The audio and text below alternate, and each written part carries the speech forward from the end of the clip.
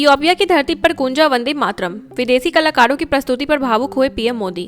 भारत में वंदे मातरम की रचना के 150 वर्ष पूरे होने के अवसर पर दुनिया भर में आयोजन हो रहे हैं। इसी कड़ी में इथियोपिया के प्रधानमंत्री अबी अहमद द्वारा आयोजित भोज में भावुक पल देखने को मिला, जब स्थानीय गायकों ने वंदे मातरम गाया। विदेशी धरती पर राष्ट्रीय गीत की गूंज सुनकर प्रधानमंत्री नरेंद्र मोदी बेहद उत्साहित दिखे और तालियों से कलाकारों का उत्साह बढ़ाया। यह पल सांस्कृतिक कूटनीति का प्रतीक बना।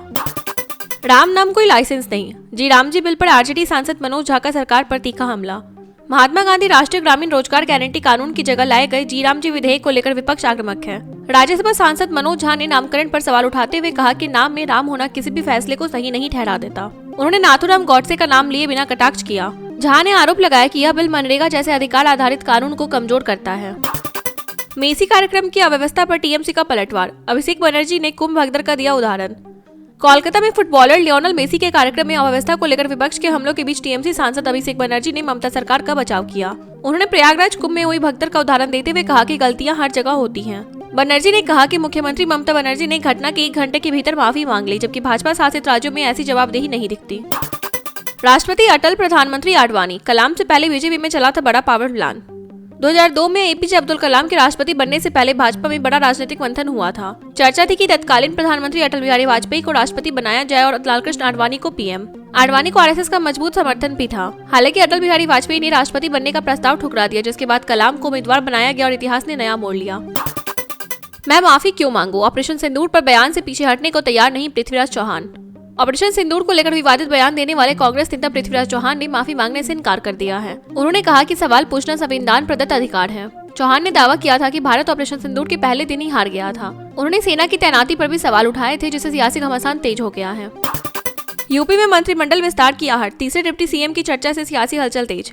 उत्तर प्रदेश भाजपा को नया प्रदेश अध्यक्ष मिलने के बाद अब मंत्रिमंडल विस्तार की अटकलें तेज हो गई हैं। सूत्रों के मुताबिक योगी सरकार को तीसरा उप मुख्यमंत्री मिल सकता है। इस रेस में साध्वी निरंजन ज्योति का नाम सबसे आगे बताया जा रहा है। साथ ही आरएलडी और अपना दल को भी मंत्रिमंडल में प्रतिनिधित्व मिल सकता है। फिलहाल कैबिनेट में 6 पद खाली हैं।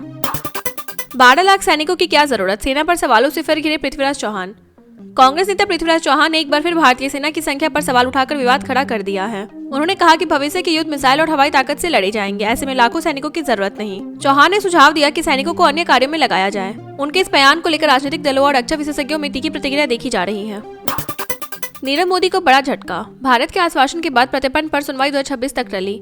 फरार हीरा कारोबारी नीरव मोदी की भारत प्रत्यर्पण के खिलाफ याचिका पर ब्रिटेन की हाईकोर्ट ने सुनवाई मार्च 2026 तक टाल दी है। यह फैसला भारत सरकार द्वारा उसकी हिरासत की शर्तों को लेकर दिए गए नए आश्वासनों के बाद आया। क्राउन प्रोसिक्यूशन सर्विस ने कहा कि नीरव की याचिका गोपनीय कानूनी प्रक्रिया खत्म होने के तुरंत बाद दाखिल की गई थी।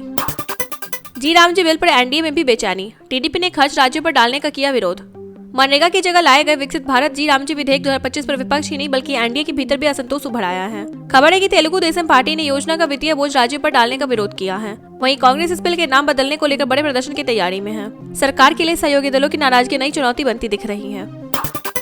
ममता बनर्जी की सीट भवानीपुर में 45,000 वोटरों के नाम कटे। टीएमसी करेगी घर घर सत्यापन। पश्चिम बंगाल की मुख्यमंत्री ममता बनर्जी की विधानसभा सीट भवानीपुर में 45,000 वोटरों के नाम ड्राफ्ट वोटर लिस्ट से हटाए जाने पर टीएमसी ने कड़ा ऐतराज जताया है। पार्टी ने चुनाव आयोग के आंकड़ों की जांच का फैसला लिया है। अब टीएमसी के बूथ लेवल एजेंट घर घर जाकर हटाए गए नामों की पुष्टि करेंगे। पार्टी का आरोप है कि इसमें बड़ी साजिश हो सकती है।